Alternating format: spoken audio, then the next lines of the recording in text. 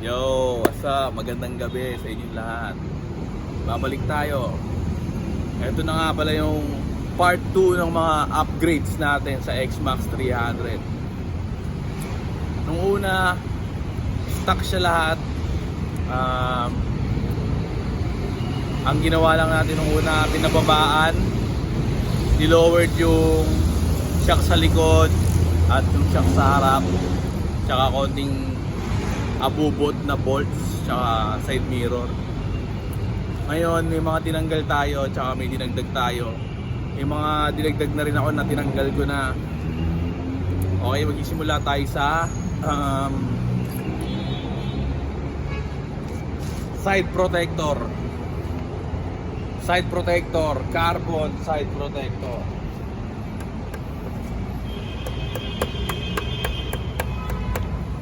Carbon lodi. Pangalawa, explain ko pala muna kung para saan to. Siyempre hindi ka naman maglalagay ng mga accessories nang walang purpose. Yan, para yan pag tumumba yung motor mo, wag naman sana, no? Pag tumumba yung motor mo, hindi siya magagasgasan dito. Tsaka pag may umaangkas sa'yo, mga chicks mo, mga kabit mo, ibang sinusundo mo, kapag mapahuli sa asawa mo. Hindi, pag may umaangkas sa'yo, nakikis-kis dito yung pantalon, yung mga maong, nakikis-kis dyan. O kaya yung chicks mo, makulit, mayakap sa'yo, makikis-kis dyan, so mapupudpud yung mabubura yung pintura, so nangingitim siya. Kaya nilagyan ko na rin ng ganyan para hindi mangitim pag may umaangkas.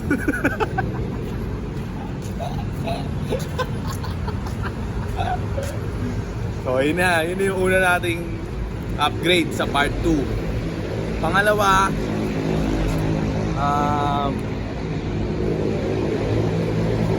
dito na tayo sa mugs. Pinarepaint ko yung mugs.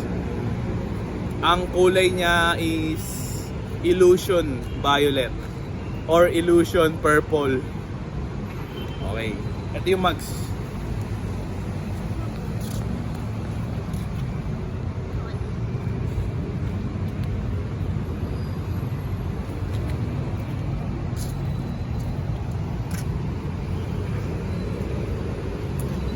Yan lang, simpleng forma. Ganun pa rin yung tindig, ganun pa rin yung tayo. Pangatlo, meron kasi kung action camera, so dito ko nilalagay. Ito yung bumili ako sa Shopee ng bracket na ganito. Kasi yung bracket na ganito, merong mga butas.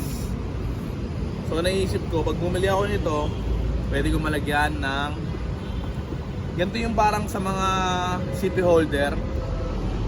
So bumili ako ng ganito, tas yung may holder na ganyang kahaba, doon mo ilalagay yung action cam 360 or action cam 4K. Doon. Side mirror natin, ganun pa rin. Pangatlong upgrades, ayan. Pang-apat, ano ba pang-apat? Yun, naputol yung video, napuno yung memory. Bibili ako ng bagong iPhone, pinakamataas sa terabyte. Joke lang, wala tayong mambili nun. Nga pala, nagkaroon na ako ng plaka. Huwag yan tingnan. Bracket, box, red paint, side protector, then bracket ng top box,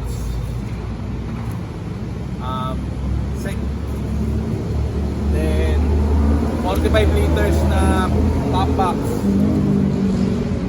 Tapit ka. Ang tatak niya, top T-O-U-G-H, top. Yan, all black siya, triple black. Then nagkabit ako ng MDL tsaka ng busina.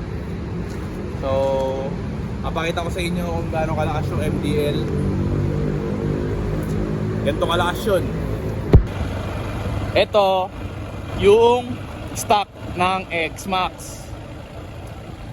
Okay, ito naman yung low na pina-install ko. Ito yung low beam. Ayan yung low beam. Ito yung low beam na pina-install ko.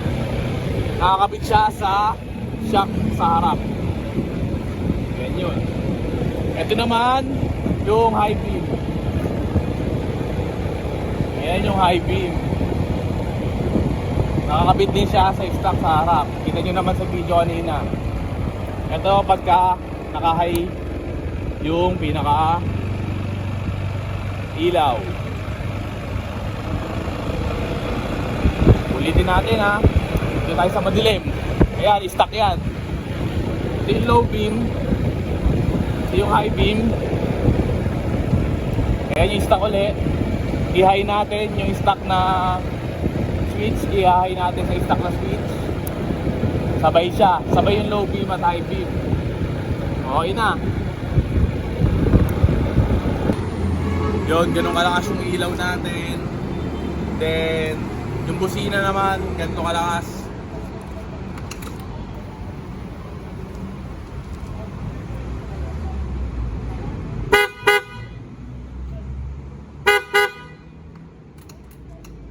Ganun kalakas yung busina natin.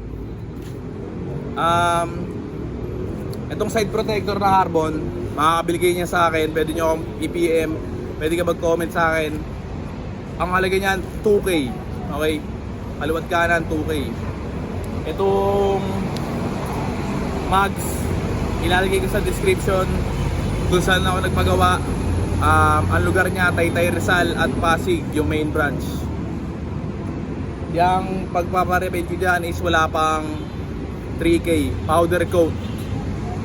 Itong top box, ito yung page nila. Meron silang shop sa Antipolo, Taguig. Pakita ko na lang sa inyo, ito yung mga ano nila, branch. Yung MDL sa Tondo, Moriones. At yung Horn sa Tondo, Moriones. Hindi siya umabot ng 3K. MDL at Loud Horn. Kasama na yung installation doon. Yun lang. Yung makakalimutan i-subscribe ang ating Easy Life TV. Maraming salamat sa inyo. Wala na kayo dyan.